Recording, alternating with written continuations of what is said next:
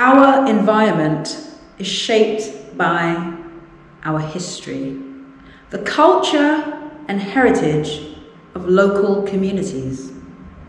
The Poplar Rates Rebellion, or Poplar Rates Revolt, of 1921 is a part of England's proud, spirited history of dissent. Equity and justice has always come at a cost. Power has never been conceded, it has always been taken, and lives have been lost. A familiar story of the majority, ordinary people's ardour, their struggle and strength that ushered in change, battled intolerance, led to improvements and created resilience, built vibrant places and spaces, from the impoverished slums of Poplar to the slums of North Kensington. The fabric of our history is woven with dissent. We dare to dissent, to refuse to accept the status quo, the shadow of subjugation cast over the ghetto, the undeserved enrichment of the 1%, debt bondage, economic suffocation, unjust financial extraction. To get change, we had to dissent. England's history is so much more than the story of the divine rights of kings and queens. The fiction that the population has always embraced submission to monarchy, bought into hereditary hierarchy. Royal privilege, the birthright of the few to rule over the 99%, not by consent, but by dissent, goes against every democratic principle and is incompatible with the notion of social equality. The people of this country have a proud history of dissent, uprisings and disaffection in the face of oppression. One such narrative is the Poplar Rates Rebellion. The Poplar Rates Rebellion is part of this radical social story.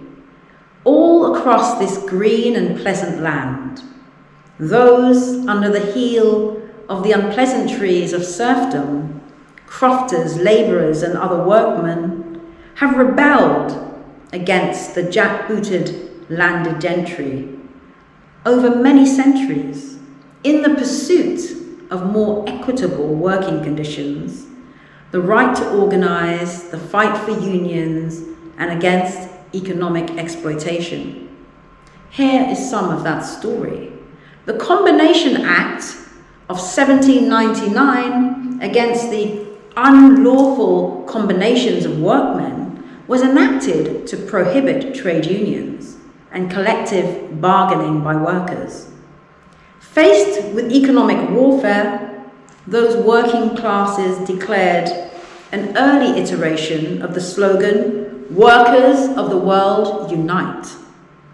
Textile workers in the 1880s organized as Luddites, their agitation resulting in direct action against mechanized looms and knitting frames in the name of employment protections.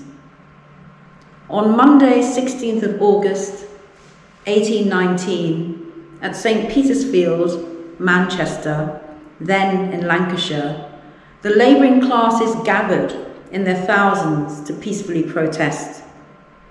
The impoverished demanded a vote. It was a call for parliamentary reform. But instead, the state sent in men in uniforms.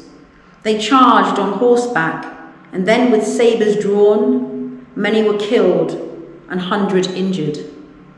This, the bloodiest political event of the 19th century in English soil, became known as the Peterloo Massacre. This history of agricultural and industrial revolution demonstrates the worst of the English state, closer in spirit to that of the early years of the Third Reich than any other time in history.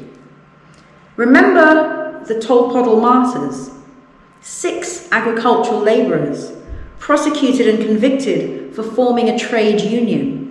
They protested low wages, 6 shillings a week. They could not afford rents and food to eat.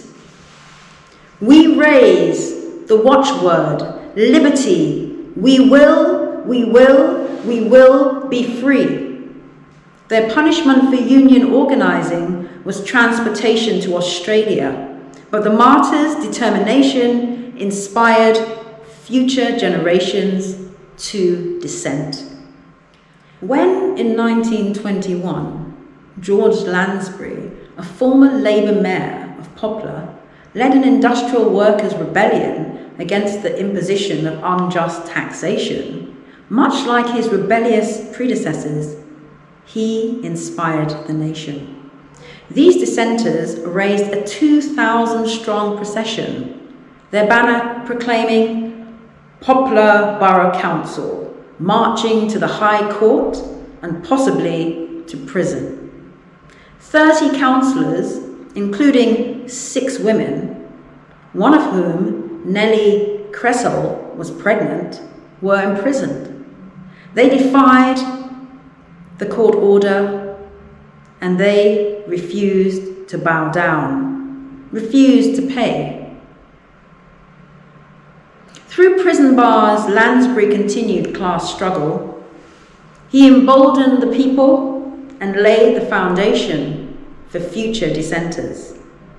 Poll tax uprisings, student protesters, independence declared in Frestonia, fight back on the front line and at Carnival against police brutality, protesting for our trees and our inner cities so that we can breathe.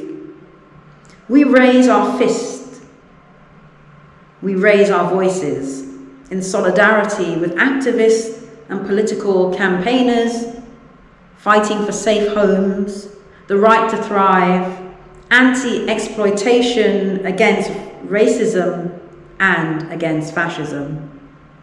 We who dare to dissent have transformed the socio-political landscape, dipped our pens in the ink, and written England's history.